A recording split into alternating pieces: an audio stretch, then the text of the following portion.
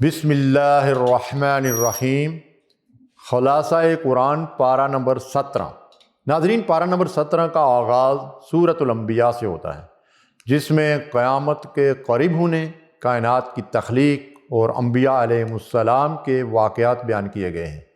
اس کے بعد سورۃ الحج ہے، جس میں قیامت کے زلزلے کی ہولناکی، تخلیق انسانی کے مراحل اور حج کے احکام و مسائل کے ساتھ ساتھ اللہ کی راہ میں جہاد کی اجازت کا ذکر ہے۔ اس سورہ مبارکہ میں تنبیہ کی گئی ہے کہ قریب آ گیا ہے لوگوں کے حساب کا وقت، اور وہ ہیں کہ غفلت میں منہ موڑے ہوئے ہیں۔ ان کے پاس جو تازہ نصیحت بھی ان کے رب کی طرف سے آتی ہے، اس کو باتکلف سنتے ہیں اور کھیل میں پڑے رہتے ہیں۔ ظالم آپس میں سرگوشیاں کرتے ہیں کہ یہ شخص آخر تم جیسا ہی ایک بشر تو ہے، پھر کیا تم آنکھوں دیکھتے جادو کے پھندے میں پھنس جاؤ گے؟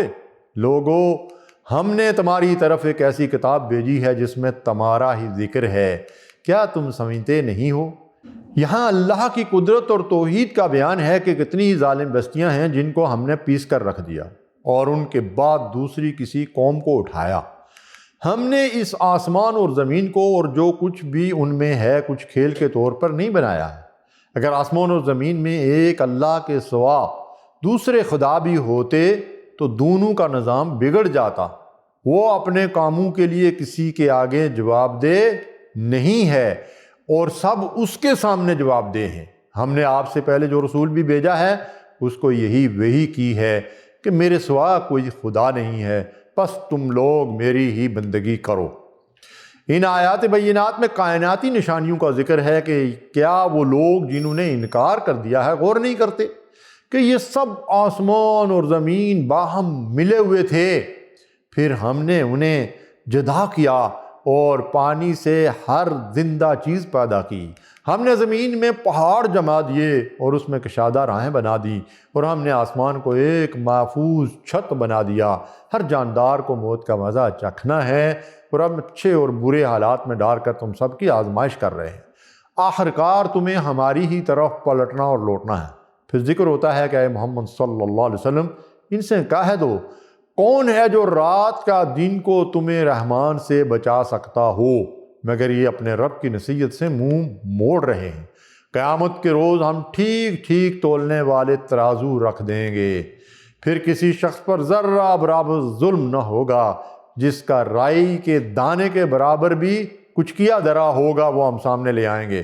پہلے ہم موسیٰ اور ہارون کو فرقان اور روشنی اور ذکر عطا کر چکے ہیں، اور اب یہ بابرکت ذکر قرآن ہم نے نازل کیا ہے، پھر کیا تم اس کو قبول کرنے سے انکاری ہو؟ ناظرین، یہاں حضرت ابراہیم علیہ السلام کی بت شکنی کا واقعہ ہے کہ انہوں نے بتوں کو ٹکڑے ٹکڑے کر دیا اور صرف ان کے بڑے کو چھوڑ دیا۔ لوگوں نے کہا، جلا ڈالو اس کو اور حمایت کرو اپنے خداؤں کی۔ ہم نے کہا، اے آگ ٹھنڈی ہو جا اور سلامتی بن جا ابراہیم پر، اور ہم نے اسے اور لوط کو بچا کر اس سرزمین کی طرف پہنچا دیا جس میں ہم نے دنیا والوں کے لیے برکتیں رکھی ہیں، اور لوط کو ہم نے حکم اور علم بخشا اور اسے اس بستی سے بچا کر نکال دیا جو بدکاریاں کرتے تھے۔ اس مقام پر مختلف انبیاء کا ذکر ہے۔ نوح علیہ السلام نے ہمیں پکارا تھا تو دیکھو کہ ہم نے اچھے خواب دینے والے تھے کہ ہم نے اس کو اور اس کے گھر والوں کو کرب عظیم سے نجات دی، اور داؤد علیہ السلام کے ساتھ ہم نے پہاڑوں اور پرندوں کو مسخر کر دیا تھا جو تسبیح کرتے تھے۔ اور ایوب علیہ السلام، جبکہ اس نے اپنے رب کو پکارا کہ مجھے بیماری لگ گئی ہے اور تو ارحم الراحمین ہے، تو ہم نے اس کی دعا قبول کی۔ اور مچھلی والے یونس کو بھی ہم نے نوازا، اس نے تاریکیوں میں پکارا، لا الہ الا انت سبحانک انی کنت من الظالمین، نہیں ہے کوئی خدا مگر تو، پاک ہے تیری ذات، بے شک میں نے قصور کیا۔ اور زکریا علیہ السلام، جبکہ اس نے اپنے رب کو پکارا کہ اے پروردگار مجھے اکیلا نہ چھوڑ، فرمایا یہ تمہاری امت حقیقت میں ایک ہی امت ہے اور میں ہی تمہارا رب ہوں، پس تم صرف میری عبادت کرو۔ سورہ کے آخر میں ارشاد ہوتا ہے کہ ممکن نہیں کہ جس بستی کو ہم نے ہلاک کر دیا وہ پھر پلٹ سکے، یہاں تک کہ جب یاجوج ماجوج کھول دیے جائیں گے اور ہر بلندی سے وہ نکل پڑیں گے، ہم نے زبور میں نصیحت کے بعد یہ لکھ دیا ہے کہ زمین کے وارث ہمارے نیک بندے ہی ہوں گے۔ اے محمد صلی اللہ علیہ وسلم، ہم نے جو تم کو بھیجا ہے تو یہ دراصل دنیا والوں کے حق میں ہماری رحمت ہے۔ ان سے کہو میرے پاس جو وحی آتی ہے وہ یہ ہے کہ تمہارا خدا صرف ایک اکیلا خدا ہے، پھر کیا تم سر اطاعت جھکاتے ہو؟ ناظرین، اب یہاں سے سورۃ الحج کا آغاز ہو رہا ہے۔ لوگوں، اپنے رب کے غضب سے بچو۔ حقیقت یہ ہے کہ قیامت کا زلزلہ بڑی ہولناک چیز ہے۔ جس روز تم اسے دیکھو گے، حال یہ ہوگا کہ ہر دودھ پلانے والی اپنے دودھ پیتے بچے سے غافل ہو جائے گی۔ لوگوں، اگر تمہیں زندگی بعد موت کے بارے میں کچھ شک ہے تو تمہیں معلوم ہو کہ ہم نے تم کو مٹی سے پیدا کیا ہے، پھر نطفے سے، پھر خون کے لوتھڑے سے۔ یہ سب کچھ اس وجہ سے ہے کہ اللہ ہی حق پر ہے، اور وہ مردہ کو زندہ کرتا ہے، اور وہ ہر چیز پر قادر ہے۔ یہاں کچھ لوگوں کا حال بیان ہوا ہے کہ لوگوں میں کوئی ایسا ہے جو کنارے پر رہ کر اللہ کی بندگی کرتا ہے۔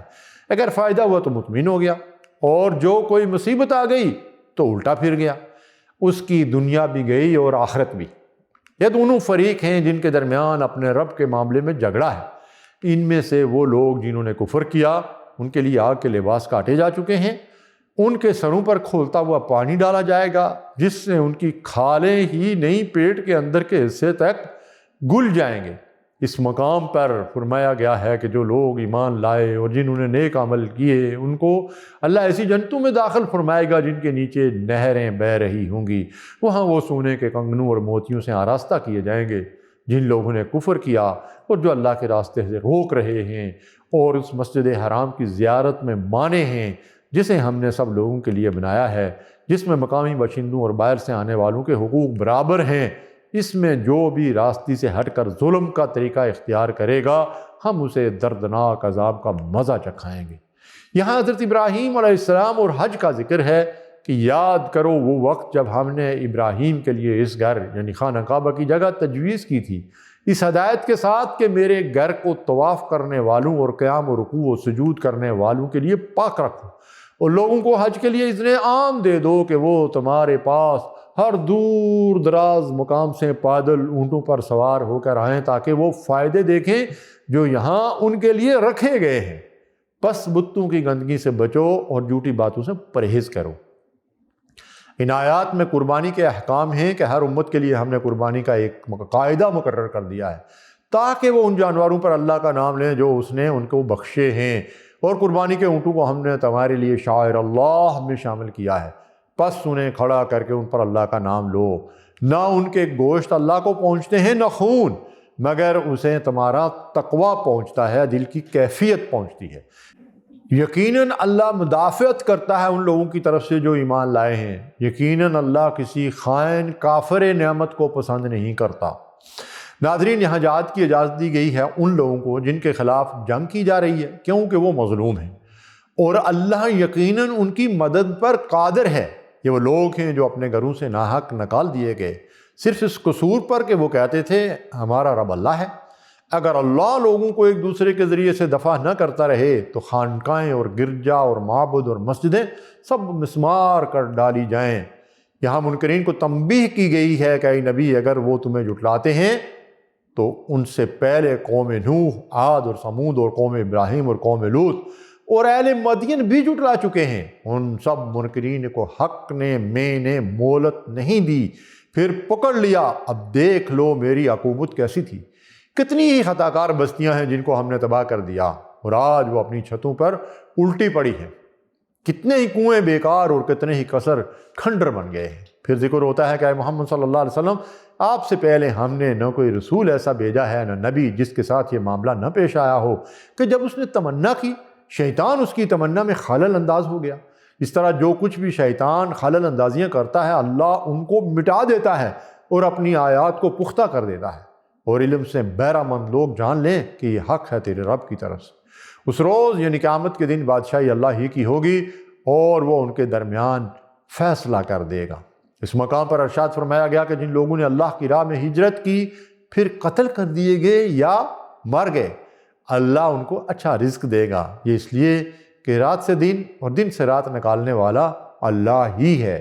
یہ اس لیے کہ اللہ ہی حق ہے اور وہ سب باطل ہیں جنہیں اللہ کو چھوڑ کر یہ لوگ پکارتے ہیں۔ کیا تم دیکھتے نہیں ہو کہ اس نے وہ سب کچھ تمہارے لیے مسخر کر رکھا ہے جو زمین میں ہے، اور وہ آسمان کو اس طرح تھامے ہوئے ہے کہ اس کے اذن کے بغیر وہ زمین پر نہیں گر سکتا۔ سورہ کے آخر میں فرمایا گیا کہ وہی ہے جس نے تمہیں زندگی بخشی ہے، وہی تم کو موت دیتا ہے، وہی پھر تم کو زندہ کرے گا۔ لوگوں، ایک مثال دی جاتی ہے، غور سے سنو۔